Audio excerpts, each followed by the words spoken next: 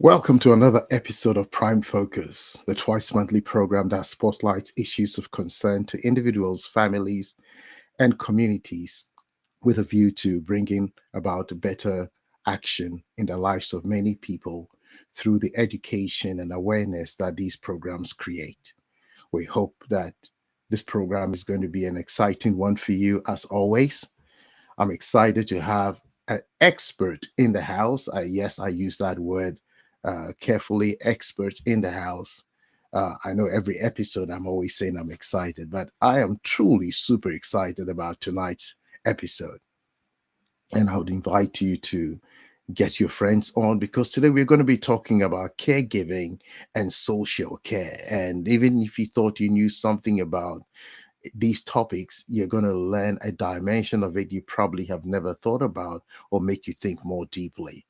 Get your loved ones on there, send them the link right away so that they can join us tonight. Tonight, as I said, the episode we're going to be looking at is talking about social care and caregiving. And our guest tonight is a very important person in the community. When I say important, not in the political sense, but in terms of what she does and her team does in the communities. And she'll tell you a little bit about herself when she comes in. But enough from me. Tonight we have in the studio Anndeloris Chacon, and she's going to be sharing her great insights through her 40-year career on these important topics. I'm going to start with an electronic introduction of her, and then we'll bring her into the studio and we'll get the ball rolling. Anndeloris Chacon was born in Trinidad. She is a registered nurse, poet, author, and multi-award winner for her contribution to the community and her first publication. She is also the CEO of Bristol Black Carers. Her nursing career spans more than 40 years. She trained and worked in Trinidad for 15 plus years. Anndeloris then migrated to Canada in 1988, where she worked in the cardiac surgery theaters for 4 years. She returned to Trinidad and worked at Eric Williams Sciences Complex, where she developed and trained her colleagues to scrub for cardiac surgery and angiography. She migrated to Bristol in England in 1988 to work as a scrub nurse in the general and cardiothoracic theaters. She then changed path to work as a sickle cell clinical coordinator for 10 plus years. She retired from nursing in 2015 to manage Bristol Black Carers.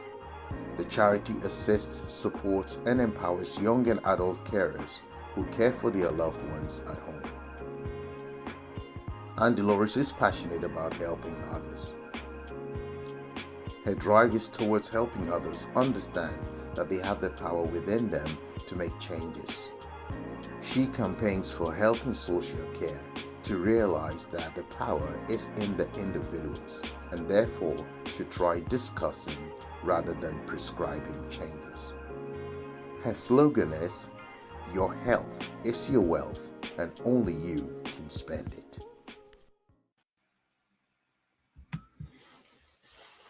Anndeloris, good evening to Prime Focus. It's such a pleasure to have you join us tonight. Good evening, Rexford. Thank you very much for inviting me to join you on this program. It is my pleasure to be here tonight. Awesome. Great stuff.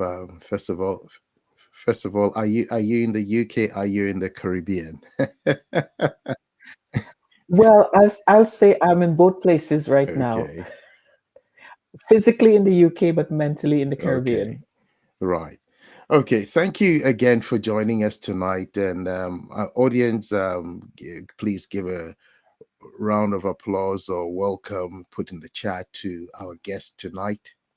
As with every episode of Prime Focus, we are in for a very exciting, insightful time as well. Right. I'm just going to start with that last quote that you had there. Probably, maybe you should put it up so that our people who probably missed that will be able to see it. Where did it come from? Your health is your wealth, and only you can spend it. That came about working with different professionals and with the council in Bristol, where everybody keeps telling people what to do.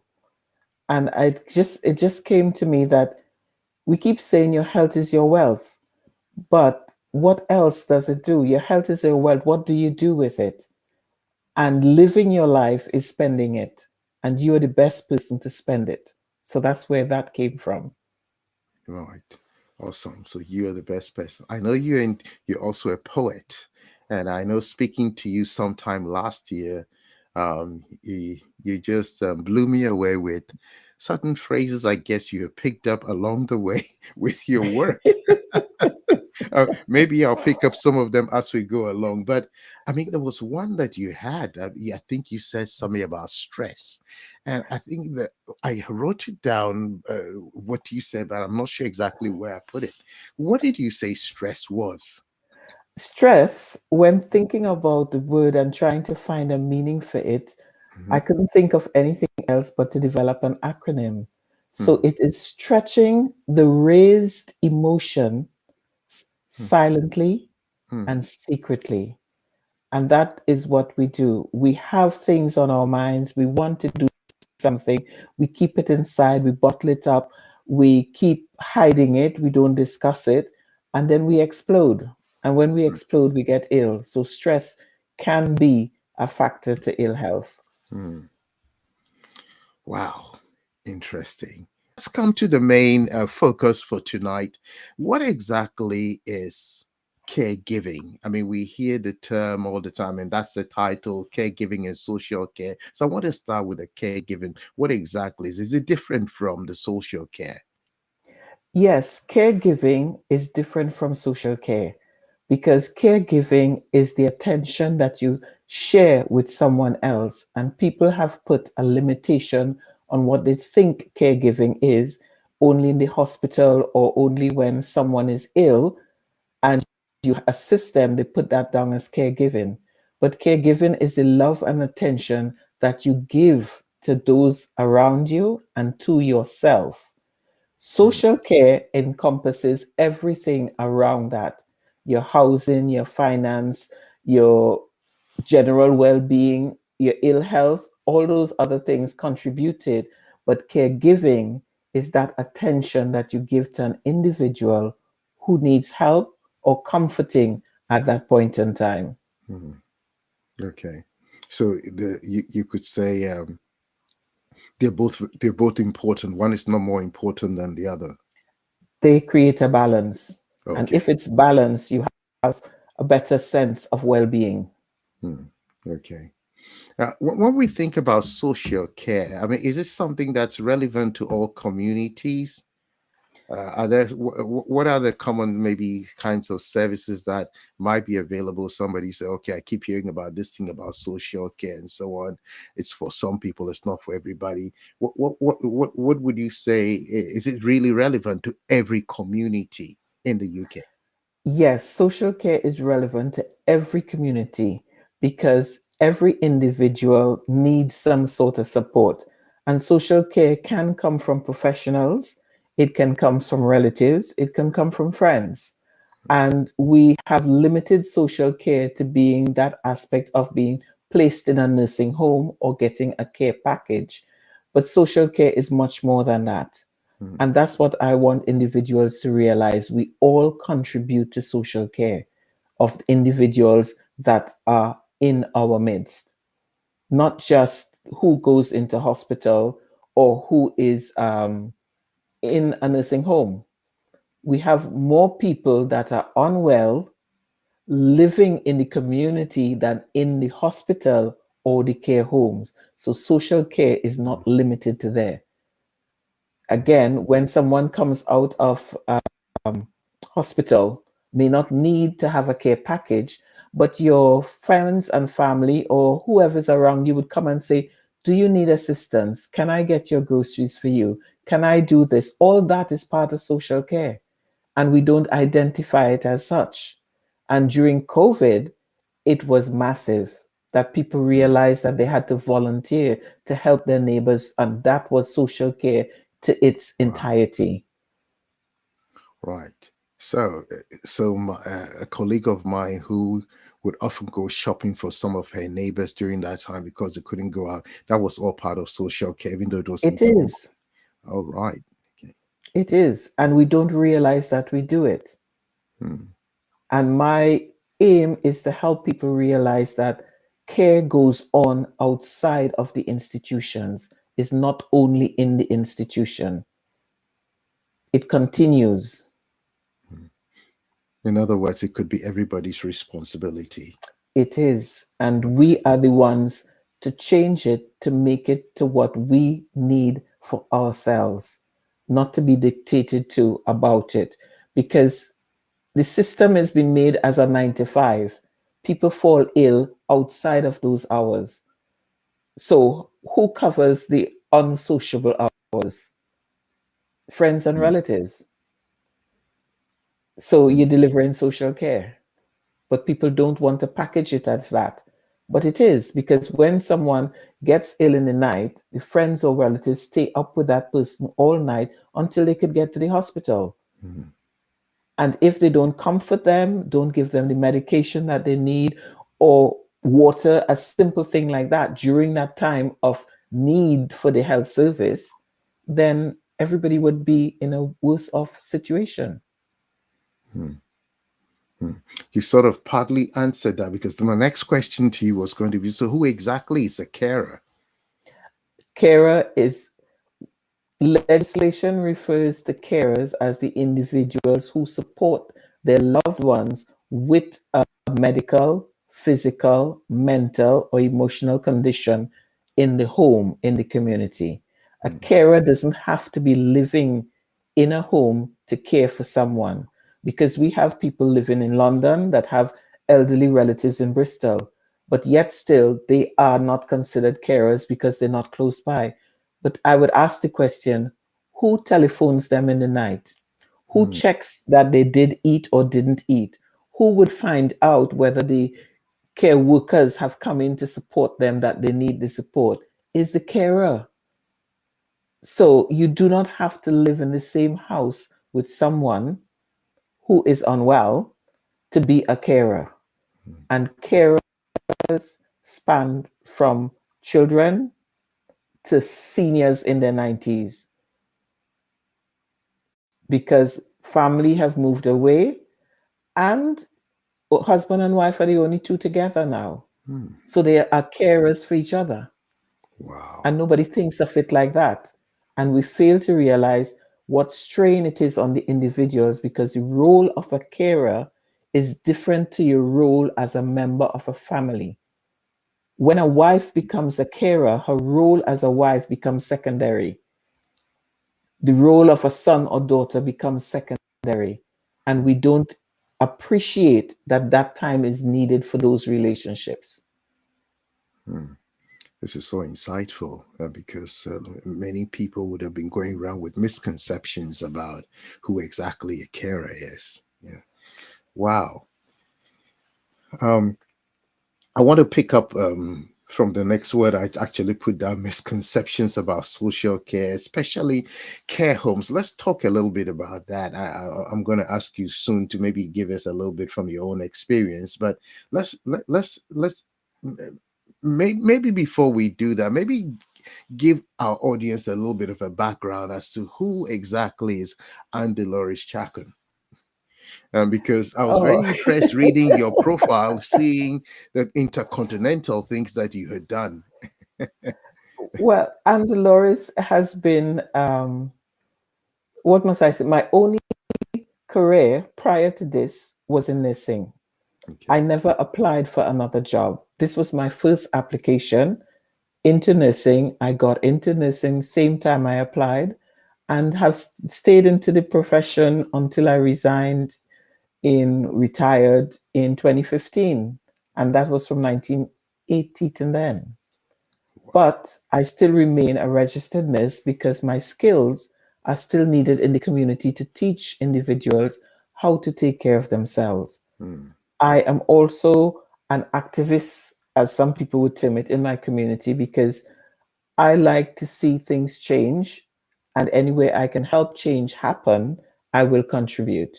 mm, So it's not just of being, mundane, going to work and staying, just go to work, come back home.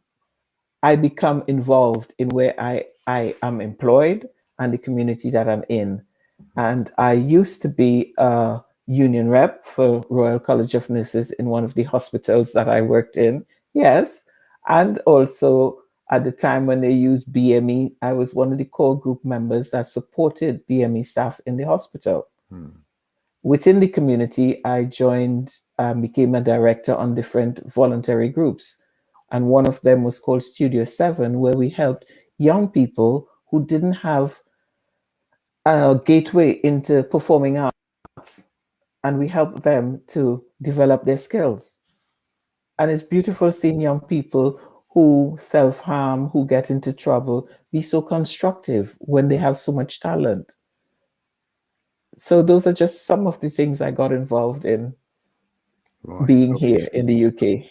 40-year span is quite a bit. It's a whole generation, isn't it? So there's so much in there. Yeah. Yeah, So there's a coming lot back to the more. right. Yeah, coming back to the question I was going to ask prior to that, misconceptions about social care and care home. Just to give you a bit of an example, there's a gentleman I know.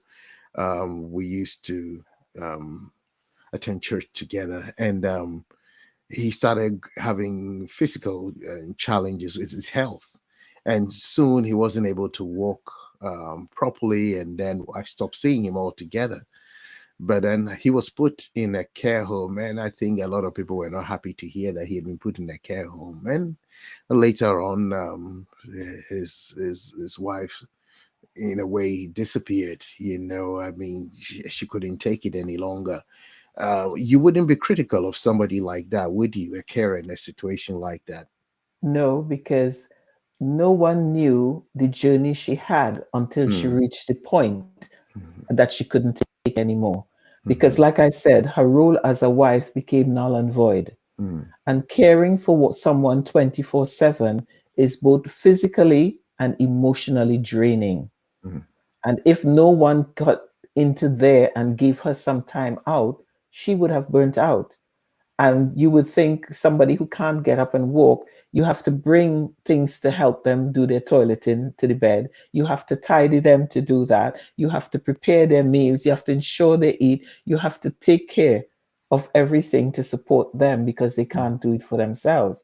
So, mm, what happens to the wife? Who takes care of her? Who makes sure that she eats? Who provides or gets her groceries while she's taking a time out? No one. mm, And people don't realize that they don't provide that support. But yet still, we hold on to the fact, oh, my relative should never go in a care home. But there comes a time when the care of that individual requires 24-hour support.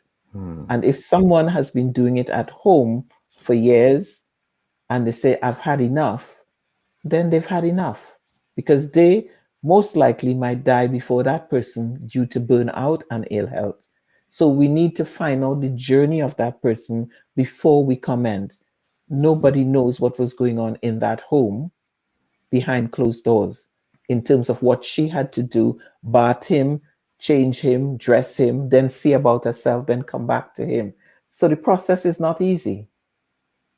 mm, So we need to think of that. And I know we tend to say people being selfish when they put someone in a care home, but I know of my service users who said to me, um, we didn't listen to you the first few years when you said our mom should go in a care home. It reached the point where the mother with dementia pulled a scissors on her daughter because she wanted to get out at midnight out of the house. mm. And the daughter was not sleeping and she broke down because mom was always up in the night. And they eventually put her in the care home, and both her and her sisters were able to go and visit mom without having that worry about mom running away, mom not eating, mom stripping herself naked and walking the streets. she was in a safe space. And they could have gone there and be her daughter, not her carer. Awesome. So the issues here that even the carers themselves need some kind of care and or self-care. And also at the same time, even though it might be stigmatizing the community about, particularly if you look at Afro-Caribbean, Asian communities, oh, we all family do that. What do you say to people like that? It's part of the problem, the fact that there's a certain misconception about what happens with social services or social care. Well, the misconception has come about in two ways. One, because we have traditionally taken care of our loved ones because we didn't have the option to put them in a care home. Two, the experiences of some of our community members within the care homes has word of mouth spreads like fire. So therefore, people have those Mm, ideas. But what I'm saying to people is that if we don't share the things that we would like our relatives to experience, the care homes are not at fault because they don't know. So we need to let them know so that they put those things in place. mm, And I can give a good example of where we did put one of our service users in a care home, and they had a chef who could have prepared some of the meals that they liked. All care homes don't have that luxury, but we can challenge them and say to them, okay, you don't like food coming from outside.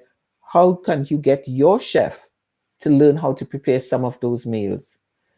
We can take our music into their homes and play it and let them have access to the type of music that our family members like and change the paradigm. mm, Don't say it is up to them. We have to open that door and share what it is we would like to have with the people who don't know what we like. mm.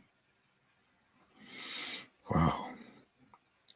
So, in other words, when from my understanding of what you're saying, um, we also don't think about the toll it has on us and the fact that there are certain services that social care provides that we cannot provide.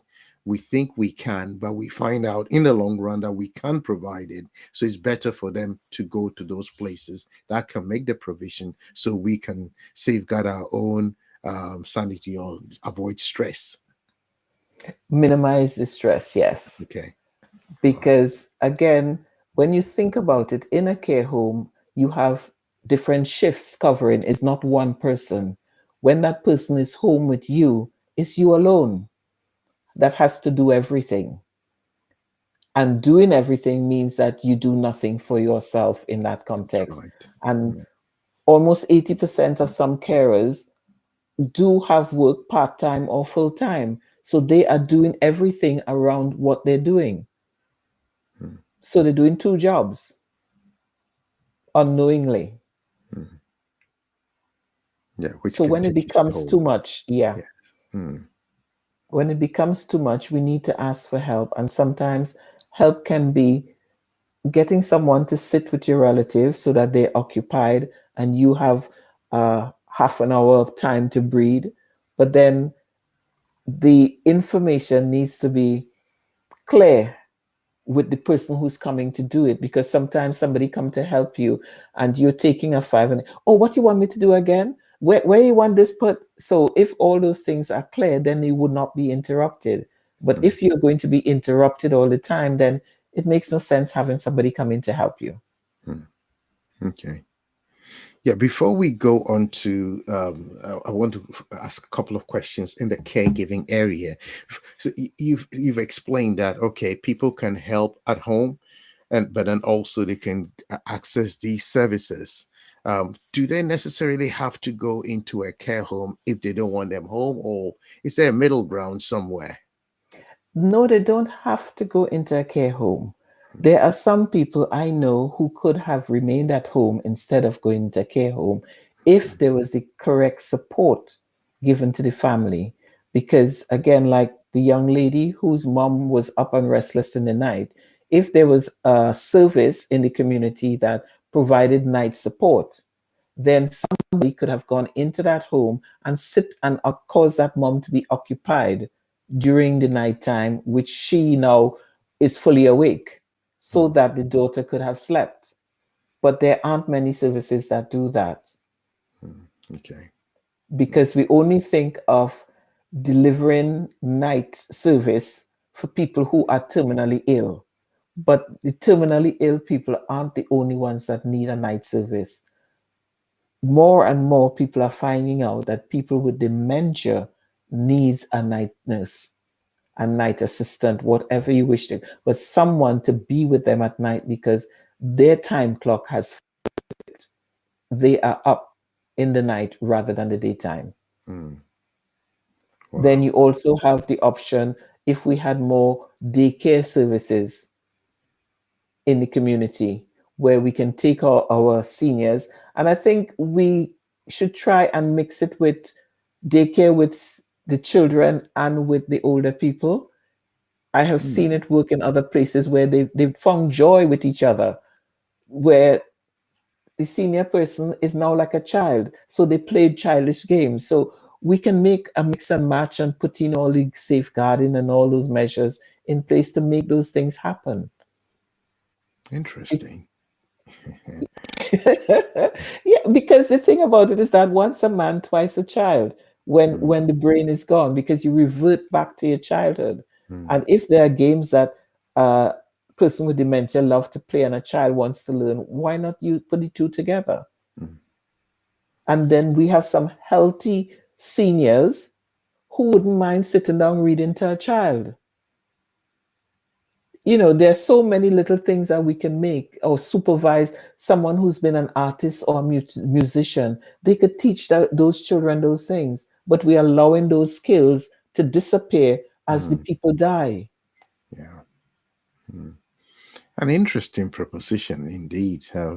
Because when you think of daycare, straight away your mind goes to children. That's when, yeah, okay, that's pretty interesting. Anndeloris, I know you've got a wealth of experience, and want to make sure that we pull as much of it from this program as possible. So, just give us some nuggets in terms of, for people who are caregivers, particularly in a home setting, what kind of things are helpful, things that maybe people don't often think about. Just like you were saying there, that people don't think of people with dementia as needing night care and things like that. What other things could help maybe a caregiver? Then we can then look at the um, social care side of things as well. Well, for caregivers at home, if you have someone that likes to sleep in the day, especially the caregivers who are home 24/7 with their loved ones, do like when you have a baby or a child around, sleep when that person is sleeping, right? You tuck them in, you might get up a little earlier than they do just to check on them, but take a time out. Don't go washing the dishes and take some time out, because if you don't take that time out, you will burn out. Hmm. Right? You need to sit and take some deep breaths in and say, I'm having my cup of tea or my cup of coffee with pleasure, because the person is sleeping. So find those times that you can take a time out during the course of the day. Hmm. Don't wait to say, oh, I'm going on a holiday next 2 weeks, so I will get my rest then. By that time, you will be so burnt out, you won't enjoy your holiday. So please, please, please try during the course of the day to find your 15 minutes minimum of time out. Hmm. The other thing is that try, and some instances, if you like music, put some music on so that it keeps your energy up and going and flowing. Because when you hear the music, you wouldn't think of your task as being, oh, I need to make the bed again. But instead, you will go with a more chirpy feeling and make up the bed. So use music, use singing, use any form of dance, any form of movement to keep your body in a fit condition to continue doing what you need to do and take care of yourself. Hmm. Don't forget a simple walk outside of the house and deep breathe, not running to the shop, not going shopping, not running to get something for mom or dad. Just take the time out to walk for yourself and smell the roses. Hmm. Lovely. Taking as much of nature as possible. Yes. Yeah. Right, still on the caregiving part of it. So it's not so much, some older people have got things like a bell. So to get somebody's attention, it's not just to do the errand bit of things, but it's also spending time with them, maybe going through an album, just chatting. As you said, things like holding hands. Maybe people are not used to doing things like that, but do you find in your experience that those things are also very helpful in terms of either calming the person down or the patient down and all that? Yes, people don't realize that the energy around them is felt by the person who is unwell. So if you are angry, it tends to be picked up. Hmm. And I have seen where people rush in to come and visit someone and they're agitated, and the patient who was asleep start tossing and turning. So your energy does transfer. Hmm. So when you're going to visit somebody that is unwell, go calm, go joyous, go concerned, yes, but sometimes if you're that anxious, be silent and just let your presence be felt. And that in itself is healing, because once there is peace and peace within your body, healing will take place, both for you and for the person you're visiting or the person you're caring for. And sometimes words cause confusion, and silence gives space to reflect. Hmm. Okay, interesting pieces of advice there. What about a scenario where some people feel burdened by a loved one? I heard of a case in America where the people were irritated that the person was living longer and wanted to see if they could accelerate maybe their departure. Is that a bad case? Should they be seeking help in situations like that? They should have sought help before they reach that stage. Hmm. And if they were given time out and if they had taken time out, that process would not have happened, Hmm. because the person is overburdened, the person is feeling angry, the person is feeling upset, but nobody gave them time to vent. Hmm. So it's okay to be angry. It's okay to be upset. But when you feel as though people will judge you for it, you pent it up. And once you pent it up, it creates more anger within, and causes some distasteful feelings, put it that way. Hmm. So someone else should have been taking that person out and asking them, how are you feeling today? What's happening with you? Let's have some time out. They may not want to talk, but the fact that you paid interest in them would sort of dissipate some of that anger. Hmm. And there is where I say people tend not to visit the carer, but only visit the cared for.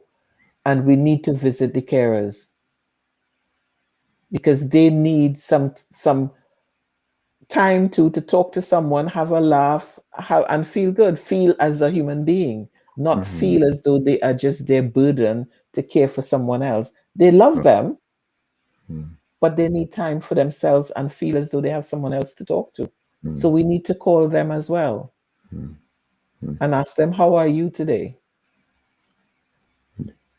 We sometimes have scenarios where maybe the person, many people are migrants here, maybe the parent is not here, it's abroad, and things like that, where they may not have maybe well developed social care systems. But then maybe there's a sibling down there who can take care of the mom.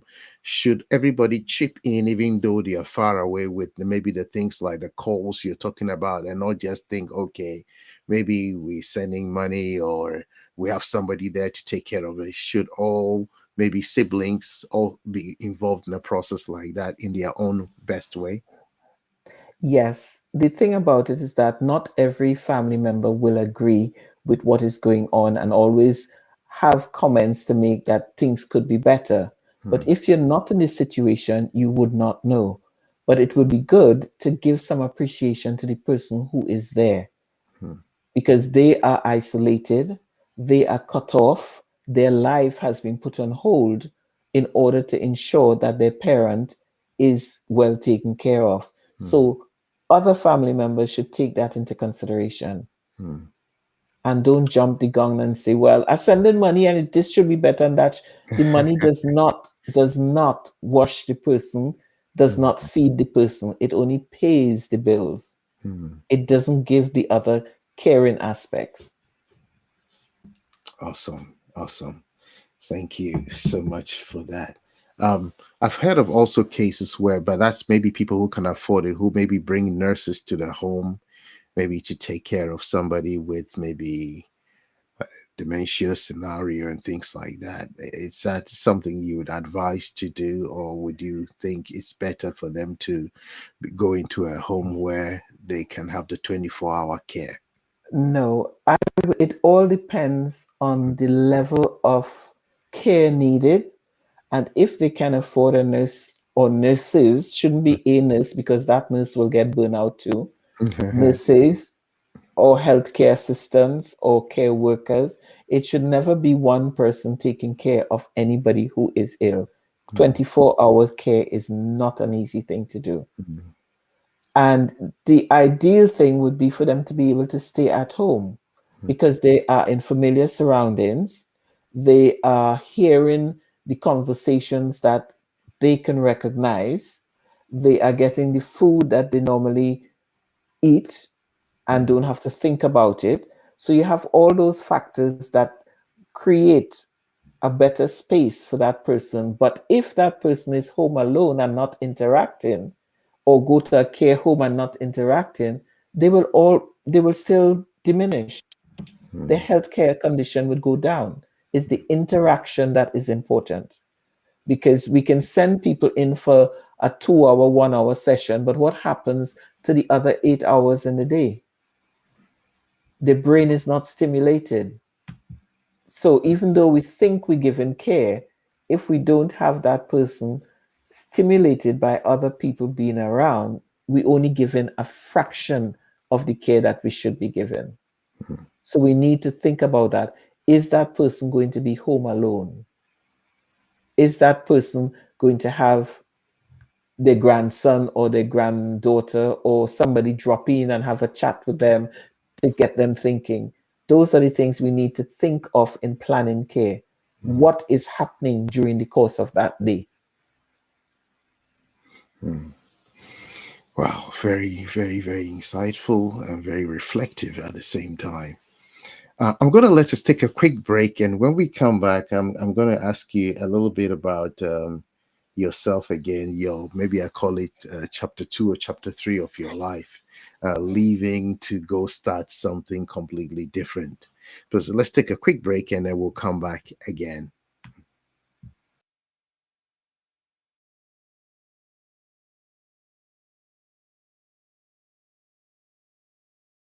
Prime Focus is a twice monthly live streaming program on YouTube, which highlights issues of concern to individuals, families, and relevant communities, bringing greater awareness and education, with a view to improving the lot of many through anticipated positive actions.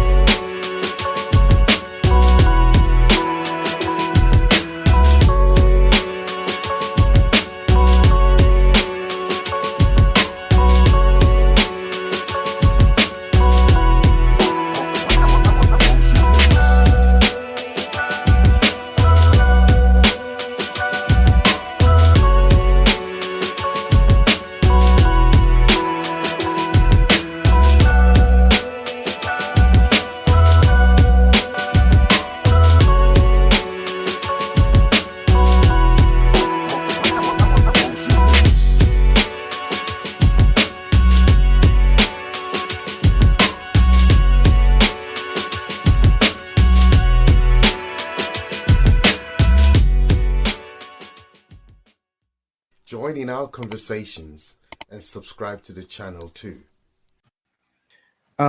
Reading your bio, it showed you left in 2015. My question to start the organization or to lead the organization, Bristol Black Carers, did you have a big why?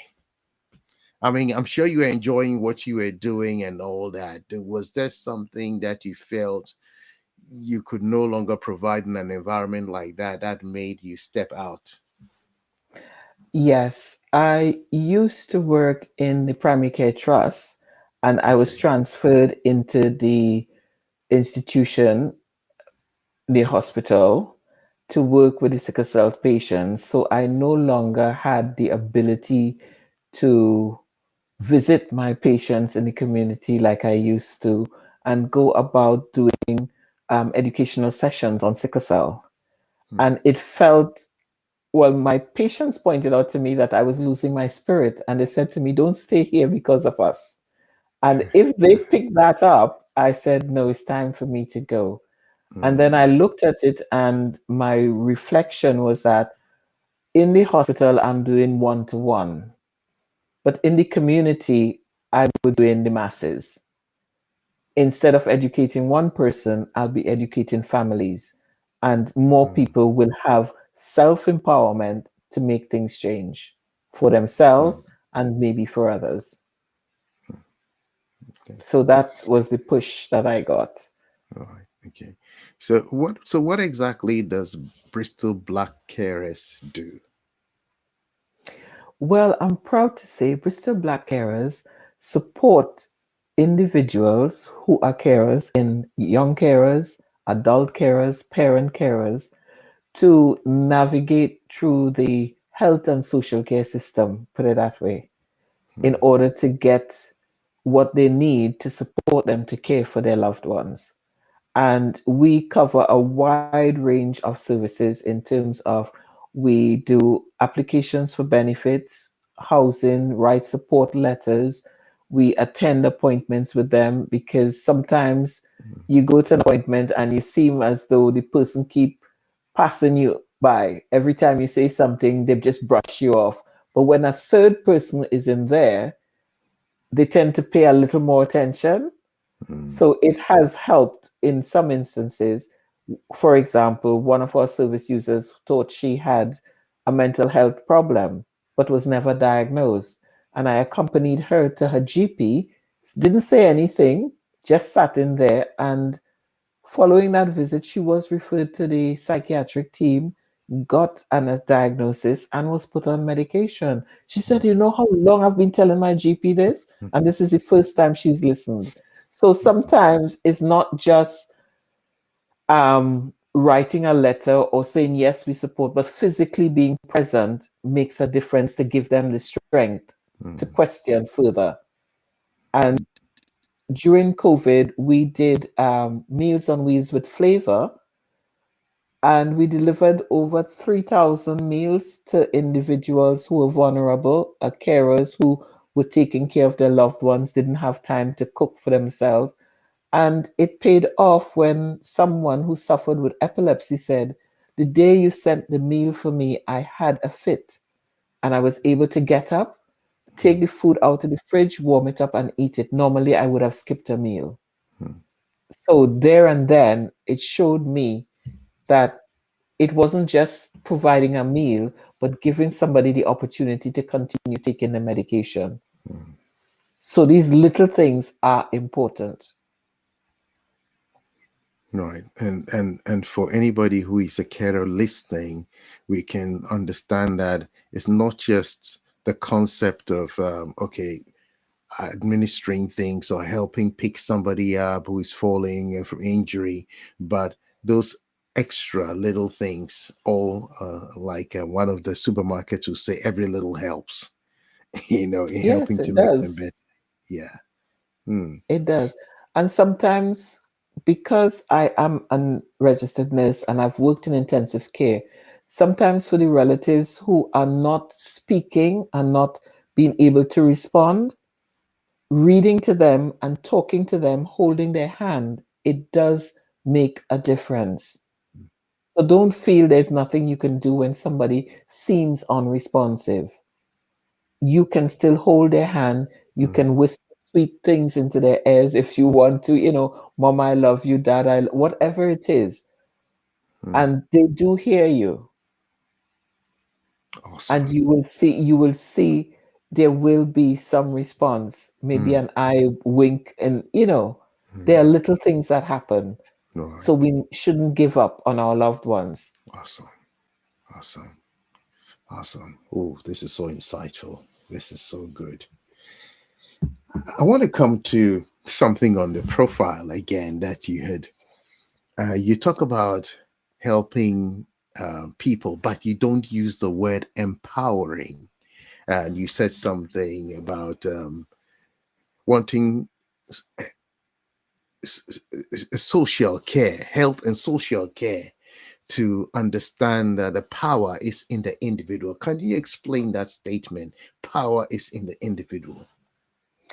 Well, that statement came about because we have a new terminology that we're using in health, saying about social prescribing.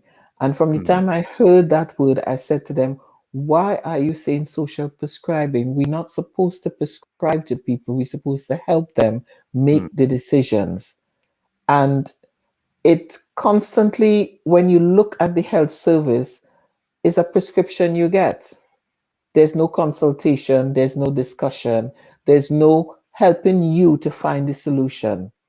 Because I mm, have found since working more and more in this organization, many people have their answers, but they just need somebody to listen to help them find it.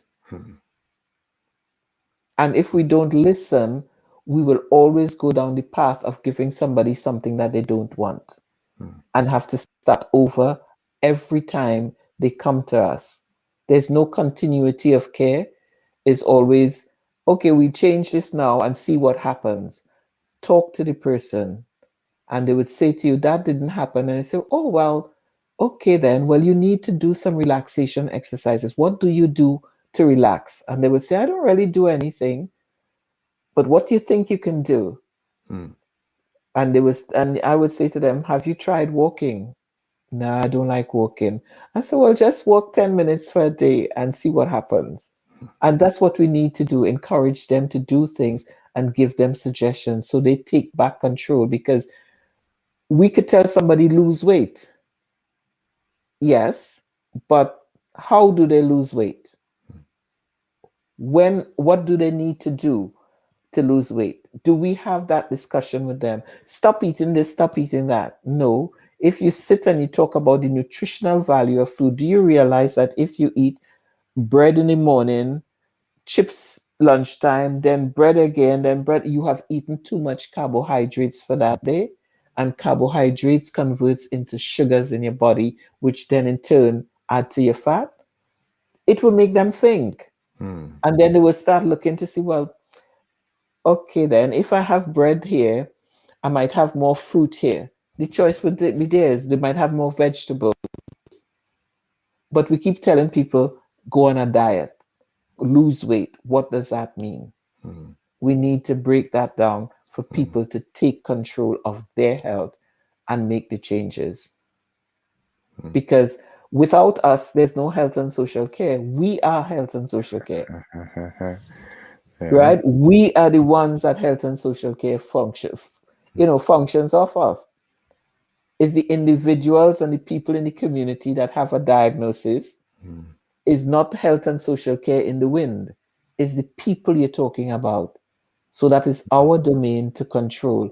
Give us back the control and you can help us maintain it. So mm, that's what I mean by that. mm, mm. So it therefore means that we need to create avenues to listen to such people as well. Yes, Okay. we need to listen to people Mm, because people go to the doctors and say, or to someone else, an employer, and say that, my mom is having problems and I'm going to be late. And employers should listen and say to them, okay, for this week, what will assist you? mm, And the employee would say, can I come into work 10 o'clock and leave at 5 o'clock instead of 9 when it's difficult to get my mom up and do those sort of things. And you're getting back the hour from the employee because they would offer you to work, leave later, Right. Mm, right? So you're still getting the same hours, but you just adjust the time. mm-hmm, And mm, your employee will be happy and you will be happy because you still have production taking place. mm, mm, So it's working that out because, again, I look at the health service and there are some people who only want to work on weekends, some people who want to work certain days of the week. We have not you harnessed those choices mm, to make the working system work. mm, We keep forcing people to suit the shifts that we have created. mm. That's very self-empowering what you're saying there. So since you're always using these acronyms, I mean, I don't know whether your other profession, always said nursing has been your only profession, but I think poetry also be another part of you. What is, I heard you once actually talk about listen. What exactly is listen? Well, in my book that I've written, it's called Listen. And Hmm. the acronym for Listen is look inside yourself silently Hmm. to experience nurture. Oh, wow. Look Look inside yourself inside. No, silently. I'm saying yourself so people could realize it's them, but it's Okay. look inside silently Hmm. to experience nurture. Okay. Wow. Interesting. Listen, I'm going to take that with me. Be- um, because we have voices talking to us hmm, and we're not mad hmm, when we think about it. If you listen to some of the things that being said, you would hmm, say, you sometimes we say to ourselves, I should have listened to myself when hmm, I was going to do this or going to do that. So we need to listen hmm, because we have a little voice sometimes, with the exception of people who have mental health problems, that tells them to do wrong things. But some of us have a sixth sense and we don't listen to that. hmm. I was going to throw in a question, but something else came to my mind that I thought I would ask. So, even though it may not always relate to somebody um, adult or much older or senior, what happens in a scenario where a parent is a carer of somebody who has got some mental illness but wants to keep the person at home even though the person can sometimes be disruptive, and so even when social services or the people come and they will still want to bring the person home because she feels guilty putting her child somewhere else. What would you say to a parent like that? First of all, we have to work with the parent to Hmm, understand hmm, what she's feeling because hmm, guilt is one of the biggest killers, hmm, right? And in order for her to be able to come to terms, I wouldn't say accept, come to terms with that her child needs to be in another place which would be safer for him and her. We need to talk to that parent. You need to sow the seed in the parent rather than, again, prescribing. We need to not dictate, not prescribe, but talk to that parent so that they have a better understanding of why that child should be in another space. hmm, Not because they are a bad parent, not because they cannot control the child, but because this child needs further support. And that does not come overnight. If we know those things are deteriorating, we have to be talking to the parent to prepare them for that transition. hmm, Transition is not only with a child moving from childhood into teenage into adulthood. Transition is also when a parent has to give up a child to go into a safer space. hmm. Right. Um, probably the last thing I want to throw. Wow, the time has just flown like that. I couldn't believe it. But Participation. I know when you and I were talking sometime last week or so, you're talking about that aspect of also maybe finding out, maybe not just from the carers, but even the person themselves in terms of setting likes and dislikes, where the person can communicate. That is. Um, right, as you said, not prescribing but advising or coaching or giving suggestions, and then but also hearing from them. Would you encourage everybody to do that, or just the fact that people think, well, you are the one in a vulnerable state, so you've got to listen to us? I think it should be both ways as long as Hmm, they have capacity to do so. hmm, Everyone in that home, whenever there's a plan for the person who's going back to the home, everybody in that home should be consulted. hmm, And then and only then, because in one instance, we have a teenager turned 18, left home because she felt she was neglected because mom was caring for the person they cared for in the house, and she always had to fill in when the mom wasn't there. Nobody asked her how she felt about that. And as soon as she could have gotten away, she flew. hmm, So we supposed to be mindful whether or not it is a child of 10 years old.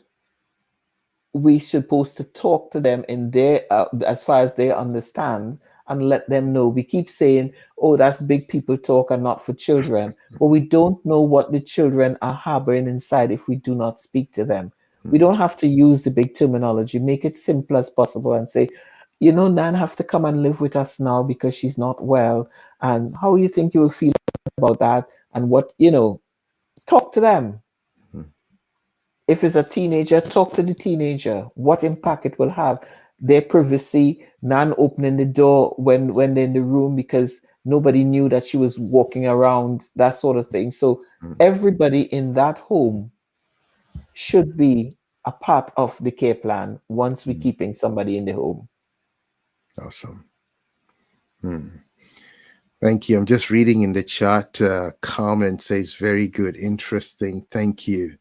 Well, thank you for joining us, Carmen, and for all who will watch this. If you've got any questions, you can always send them to us in Prime Focus on any of these topics that we have, in particular tonight's topic. Just contact us at front desk at MediaWorks global.tv, and you've got any further questions you want to throw to Anndeloris, she'll be happy to engage with you on that.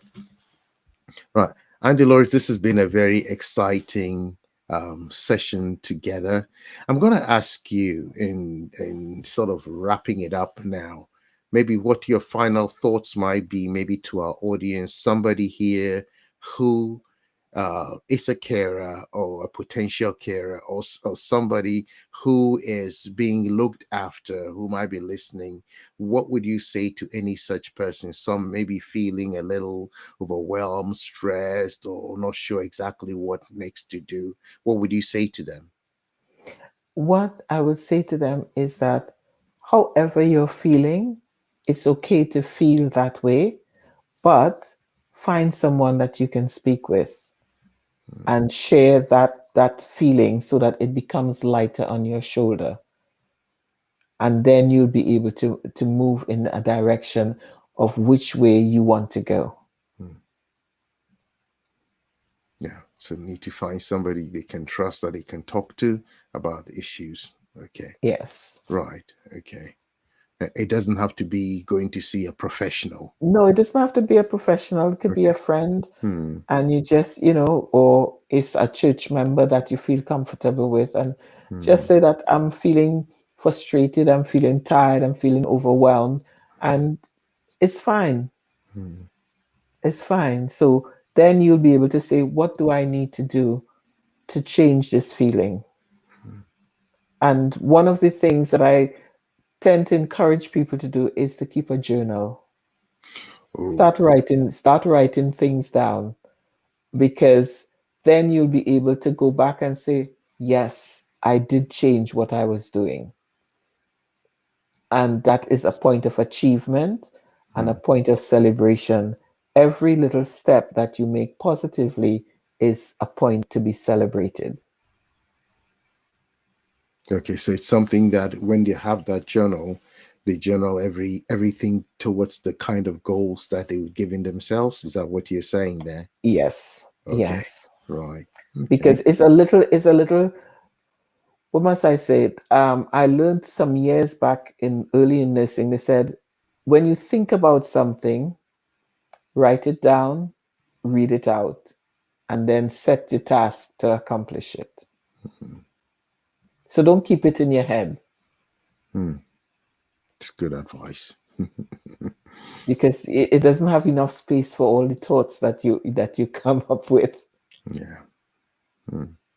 So write it down. Hmm. And you may not act on it today, but you may act on it a month later and you will say, oh, yes, I did come across that. I did think about that and I've done it now. Hmm. Wow. So it's a great feeling when you do that. Hmm. Wow. Whew, this has been so insightful, so good, so good, so good. To our audience, I'm sure you've had a very big takeaway, and better than anything you'd get in the fast food lane. And you can share this with other people as well, so they can also benefit from this very insightful discussion on caregiving and social care.